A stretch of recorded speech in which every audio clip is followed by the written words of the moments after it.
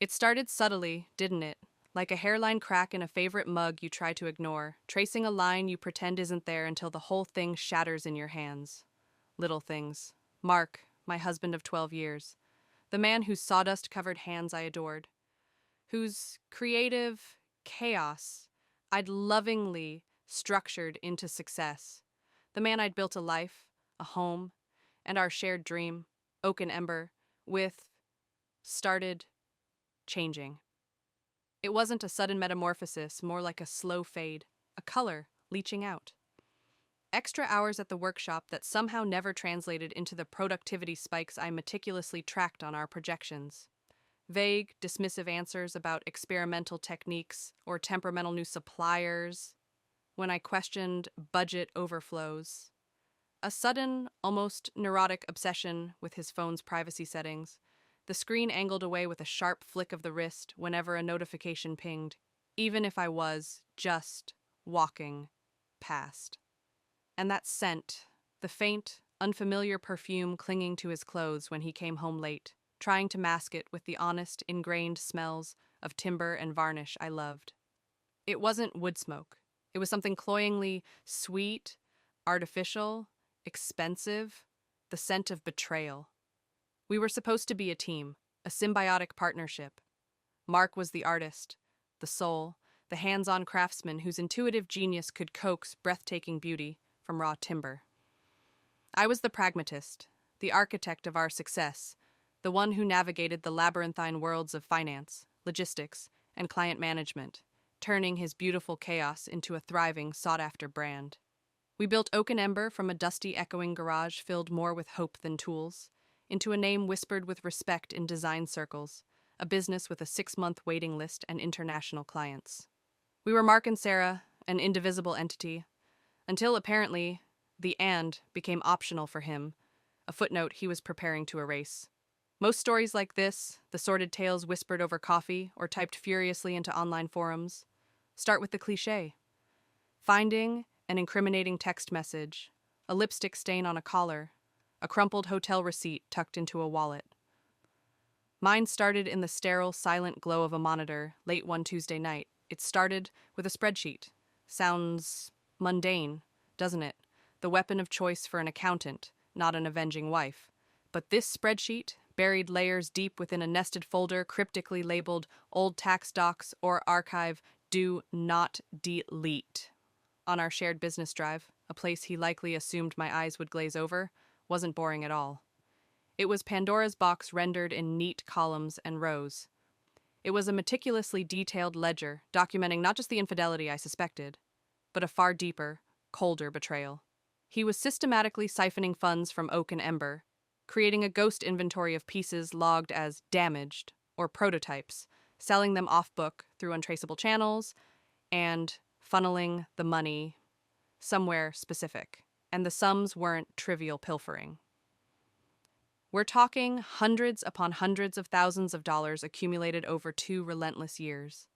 Enough to build a completely new life, brick by stolen brick. My heart didn't just break, it felt like it imploded, collapsing inward into a singularity of pain and disbelief. The air thickened, turning viscous in my lungs. For a solid hour, maybe more, time ceased to exist.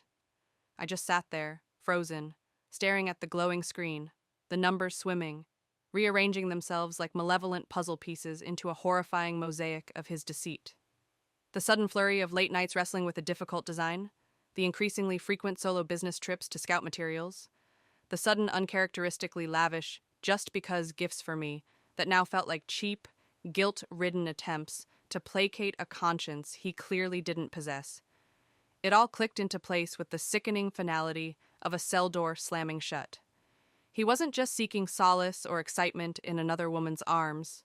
He was actively, deliberately dismantling our shared past and future to finance it. The sheer audacity of it, the chillingly calculated coldness required to look me in the eye day after day while orchestrating this grand theft.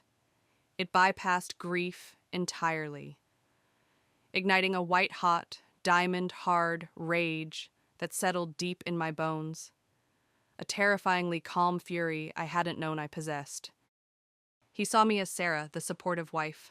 Sarah, the quiet administrator content to live in the shadow of his artistry. Sarah, the slightly obsessive numbers woman whose meticulousness was useful but ultimately quaint, predictable, manageable. He fatally underestimated the woman who built the operational backbone of his precious vision. He forgot that the person who could track every single plank of imported walnut, every invoice down to the last cent, every complex international shipment for oak and ember, could just as easily apply those skills to tracking him. And he forgot that while he was busy playing the tortured artist and the clandestine lover boy, I was the one who truly understood the intricate foundations of the empire he was so arrogantly trying to steal out from under me. He might have lit the match, imagining a controlled burn that would leave him free, but I was the one standing silent sentinel over the goddamn fuel lines, the circuit breakers, the emergency protocols.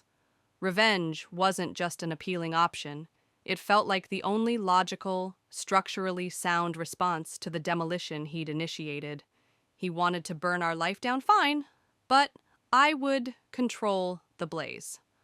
I'd be the one holding the extinguisher, meticulously deciding exactly what and who would be salvaged from the wreckage, and he wouldn't even smell the smoke until the ashes were settling around his custom-made Italian leather shoes. The first, most crucial step was invisibility. I had to become a ghost in my own life, observing without being observed. Oh, the acting performance I mounted. It deserved awards, accolades I'd never receive. Day after day, I donned the mask of the loving, slightly preoccupied, but fundamentally trusting wife. I channeled every ounce of detached professionalism I used with difficult clients, layering it with the remembered warmth of our better years. I still packed his lunches, sometimes adding an overly affectionate note that made bile rise in my throat, a bitter counterpoint to the artisanal bread. I still listened, head tilted just so, feigning interest in his increasingly elaborate fabricated stories about stressful supplier negotiations or demanding clients who required personal handling late into the evening. "You work too hard, honey," I'd murmur, touching his arm, my skin crawling at the contact. While inside, I was a coiled viper, meticulously cataloging every lie, every inconsistency, cross-referencing his narratives with the cold, hard data accumulating on my hidden hard drive. His digital security was laughably arrogant. Passwords were lazy variations of our anniversary, my birthday, the name of the stray cat we'd adopted years ago. Sentimental garbage he probably thought insulated him, convinced I'd never suspect, let alone look. It was amateur hour. Within a week of finding the spreadsheet, navigating through his digital life felt like walking through unlocked doors. Using VPNs routed through obscure countries and encrypted browsers on a burner laptop I kept hidden in a cavity behind the spare room's bookshelf, I gained access to his personal email, his private social media accounts. Yes, he was that much of a cliché, a separate life, curated for his affair partner, and the crown jewel, his hidden online banking portal linked to the shell corporation, the other woman. Seeing her face attached to the betrayal added a new, visceral layer to the pain. It wasn't just another woman, some fleeting mistake. It was Clara Bellwether, a high-end interior designer whose path had crossed ours at numerous industry events. Known for her stark, minimalist aesthetic that couldn't be further from Oak and Ember's warmth, and notorious for her cutthroat business tactics. She was everything I wasn't: tall, aggressively sleek, blonde, draped in the kind of labels that screamed money rather than style, and radiating an aura of utter ruthlessness disguised as chic professionalism. Pictures splashed across his hidden accounts showed them intertwined, laughing on sun-drenched terraces overlooking turquoise water, trips logged as material sourcing, clinking champagne glasses on minimalist balconies in cities we were supposed to visit together for our anniversary, posing proudly beside pieces of furniture I instantly recognized. Pieces logged in Mark's fraudulent inventory spreadsheet as damaged in transit, client rejection due to minor flaw, or experimental prototype, unsellable. He wasn't just sleeping with her, he was gifting her the literal fruits of our labor. Pieces built with our shared money, our workshop resources, my administrative sweat equity, using them to furnish the life he was building with her behind my back. The spreadsheet I'd stumbled upon was merely the prologue. Mark, with Clara's likely complicity, her name appeared on incorporation documents I unearthed, had established a shell corporation, Phoenix Designs. A name dripping with such obvious, self-aggrandizing symbolism, it made me want to gag. This was where the off-book cash flowed, meticulously laundered through fake consulting fees and inflated material costs. The endgame was clear. Bleed oak and ember dry, saddle it with fabricated debt, declare bankruptcy blaming unforeseen market conditions or my supposed financial mismanagement, and then rise triumphantly from the ashes with Clara, using the stolen capital, pirated designs, and even our client list to launch their shiny new venture. He wasn't just leaving me, he was planning to salt the earth, ensuring I was left with nothing but debt and ruin. The rage intensified, evolving from a hot flash into a controlled cryogenic burn. My resolve solidified. This transcended a broken heart. This was warfare, financial, legal, emotional. He wanted to play dirty, dragging our shared dream through the mud. Fine. I could learn to wallow. I could become fluent in filth, if that's what it took to protect what was rightfully mine and ensure he paid for every single calculated act of destruction. My plan began to crystallize, not as a single act of vengeance, but as a complex, multi-stage campaign. It needed to be surgically precise, devastatingly effective, utterly final, and crucially, leave me legally shielded while exposing him completely. I became a digital wraith, haunting the corners of our shared network and his private accounts. Every incriminating email exchanged between Mark and Clara, discussing the timing of fund transfers, the creation of fake invoices. Make sure Sarah doesn't see the real supplier cost on this one. Their sneering remarks about my lack of vision. Their ambitious plans for Phoenix Designs. Downloaded, encrypted, backed up in triplicate, stored offline. Every geotagged photo, every flirtatious chat log, hinting at their timeline. I cross-referenced financial transactions with his calendar entries, building an irrefutable timeline of deceit. It was a sickening tapestry woven with lies.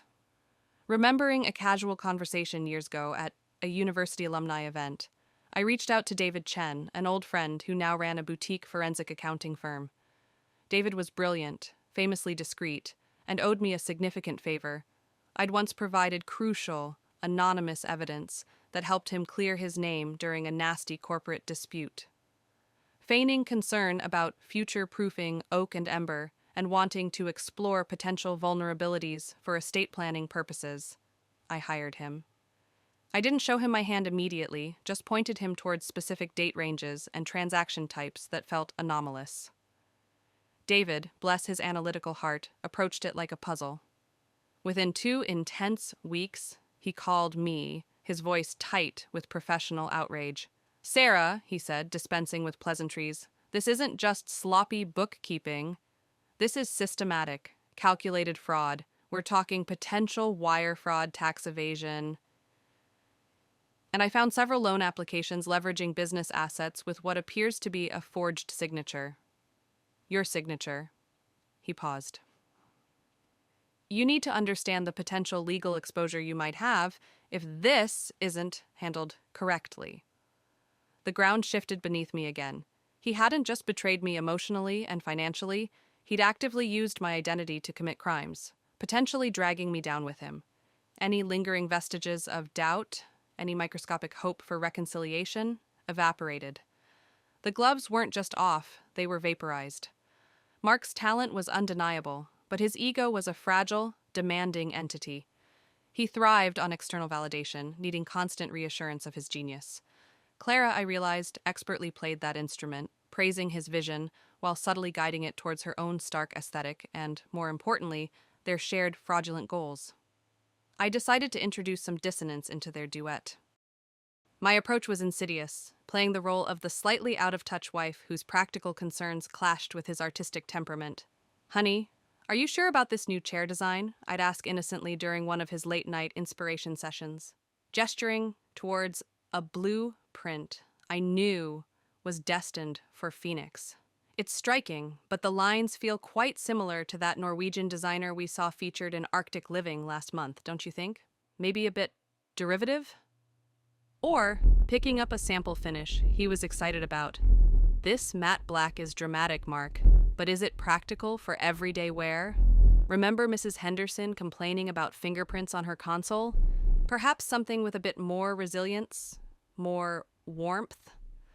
Little comments, delivered with feigned helpfulness, designed to needle his insecurities about originality and practicality, areas where he secretly felt weak. He became increasingly defensive, irritable. "You just don't get it anymore, Sarah," he snapped one evening after I questioned the cost of a new experimental veneer, which I knew was overpriced padding for his slush fund. "Maybe you should stick to the numbers." Perfect. Create distance. Make him feel misunderstood. Simultaneously, I embarked on a quiet campaign to reinforce my value. I started personally calling our top clients, not just the usual email updates. Just checking in, making sure everything with your last order was perfect. Mark's so busy creating, I want to ensure the service side remains impeccable. I renegotiated payment terms with key suppliers, framing it as a streamlining operations for better cash flow, securing their loyalty directly to me. I attended industry mixers and gallery openings solo more often, citing Mark's intense creative period. I subtly reminded everyone, clients, suppliers, critics, that while Mark provided the spark, I was the one who kept the oak and ember engine running smoothly, reliably, profitably. I was quietly reasserting my control over the operational and relational aspects of the business he'd taken for granted and planned to discard. The most wickedly satisfying tactic? Strategic leaks. Using anonymous forums and burner email tips to design bloggers I knew Clara followed obsessively, I started seeding descriptions and preliminary sketches of Mark's revolutionary new Phoenix designs. Nothing directly traceable, just enough detail for the concepts to appear elsewhere, often in slightly altered, less refined forms, before Mark and Clara could unveil them. I watched, feigning sympathy, as Mark raged about industry spies and creative theft, his paranoia mounting, never suspecting the viper was curled up right beside him, whispering his secrets into the wind. His frustration grew, straining his relationship with Clara, who likely saw her promised exclusive designs being diluted in the marketplace.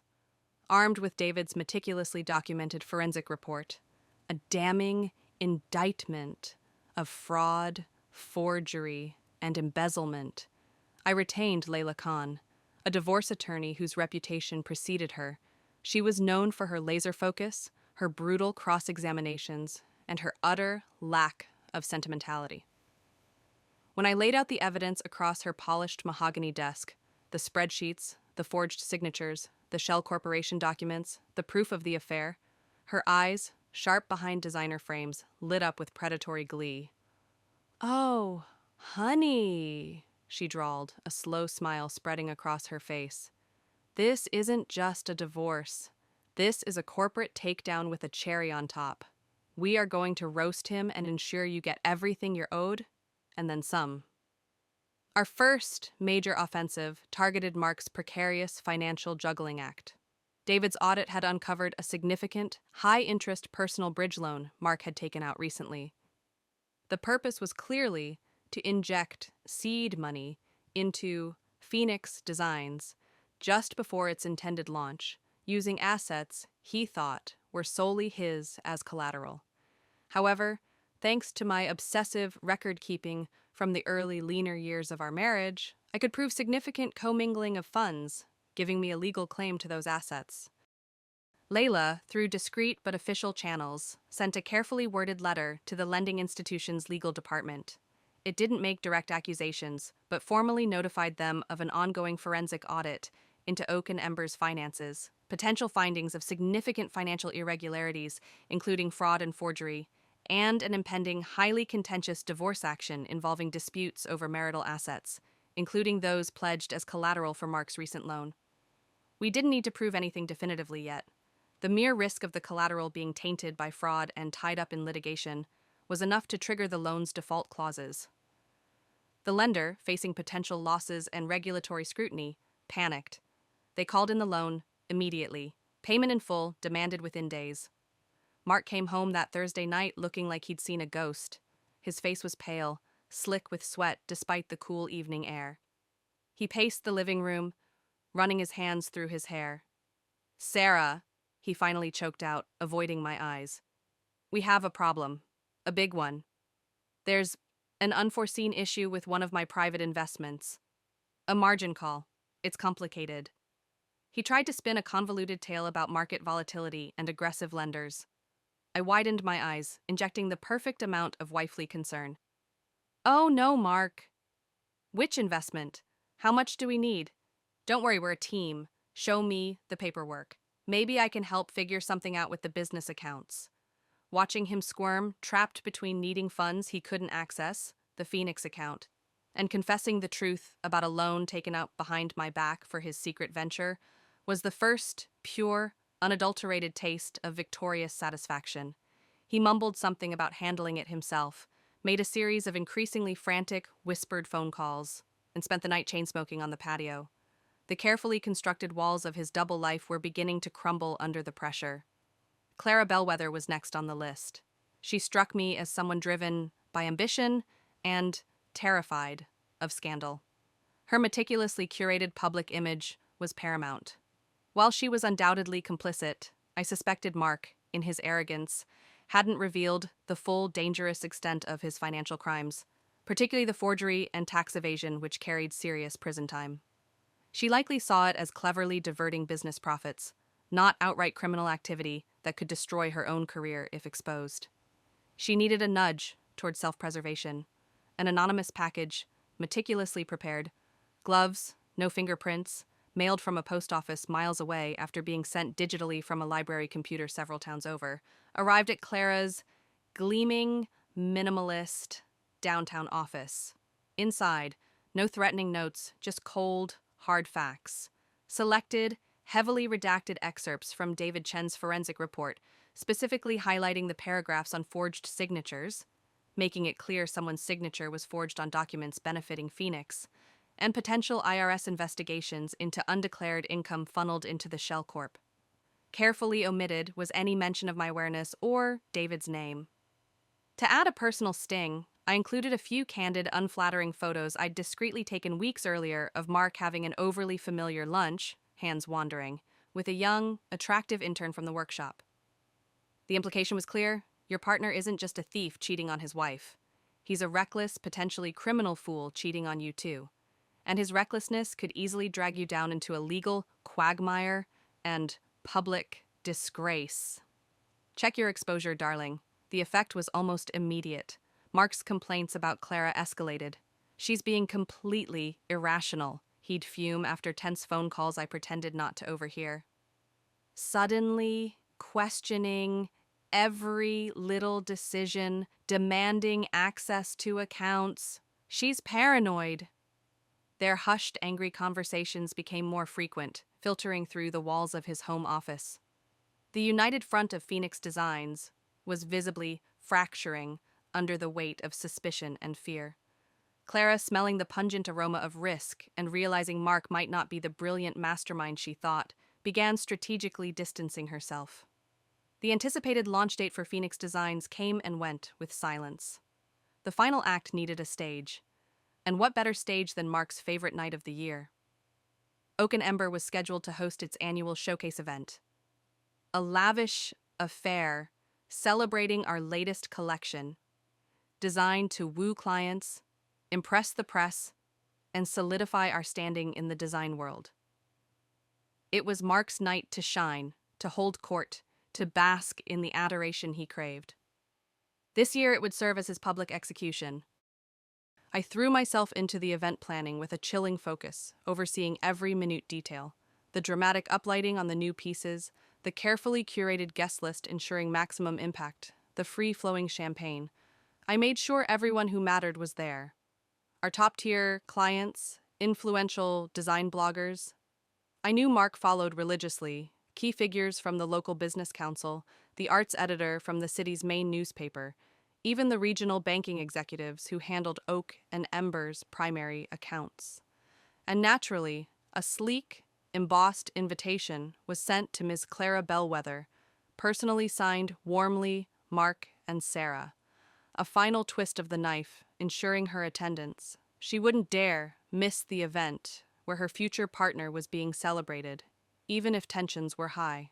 The evening began like clockwork. The showroom buzzed with appreciative murmurs and clinking glasses. Mark, oblivious, preening under the lights, was in his element. He moved through the crowd, accepting compliments on his breathtaking new collection, many pieces of which existed only as fraudulent entries in his shadow ledger. He wrapped an arm around my waist for a press photo, his touch making my skin crawl. "See, Sarah," he whispered, his breath warm and smelling of expensive champagne. "We're still the power couple, indomitable. We'll get through this little rough patch. You'll see."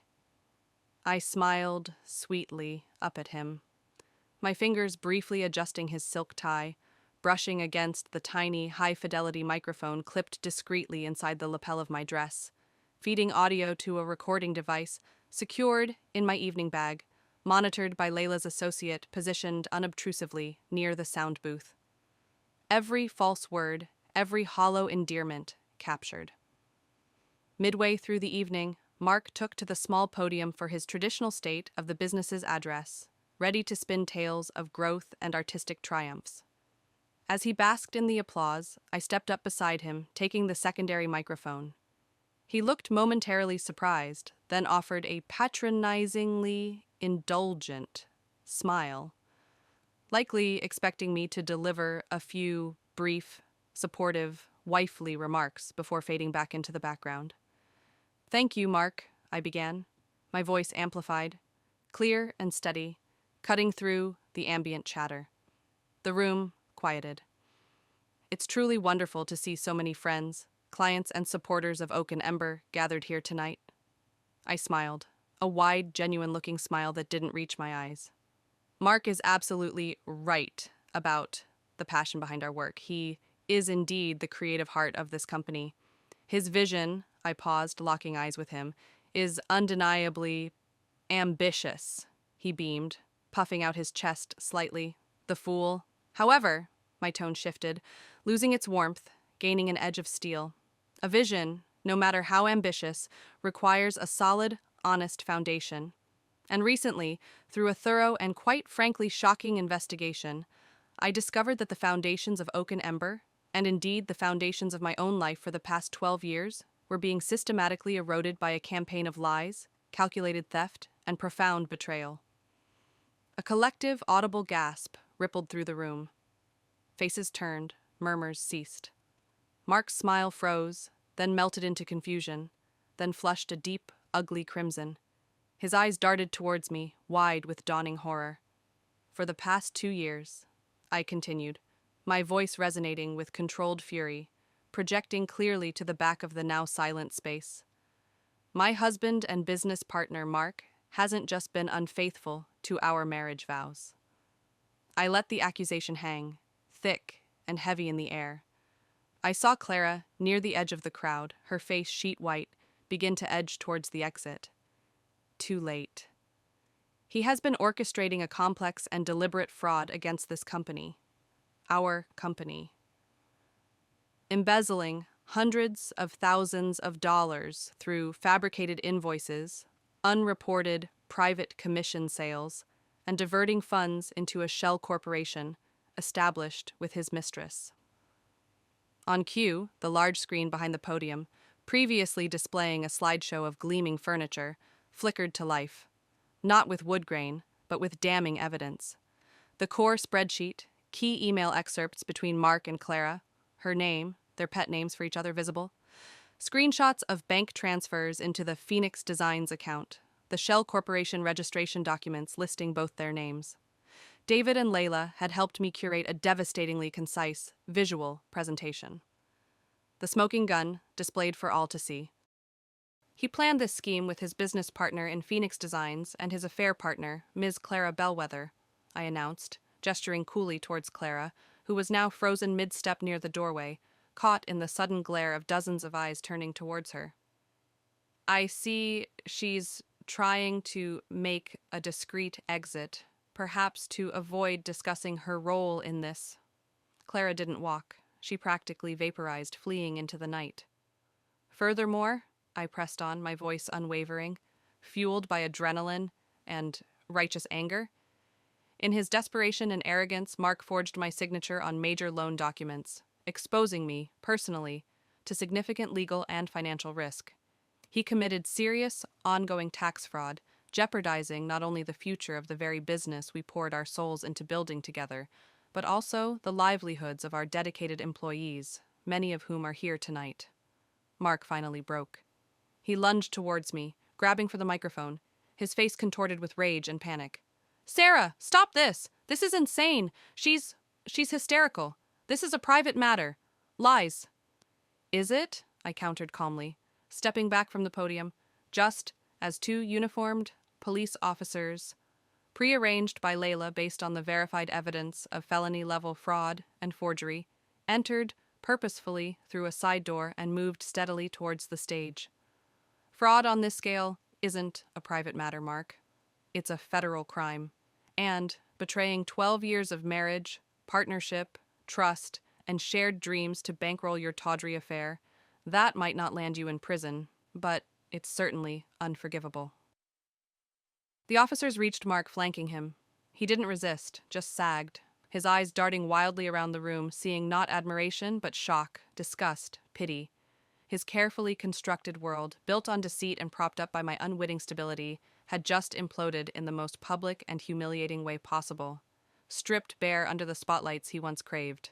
"For the record," I announced to the stunned, silent room, my voice ringing with finality, "I have filed for divorce this morning, and I have provided the relevant authorities, including the IRS Criminal Investigation Division, with comprehensive, documented evidence of Mark's activities.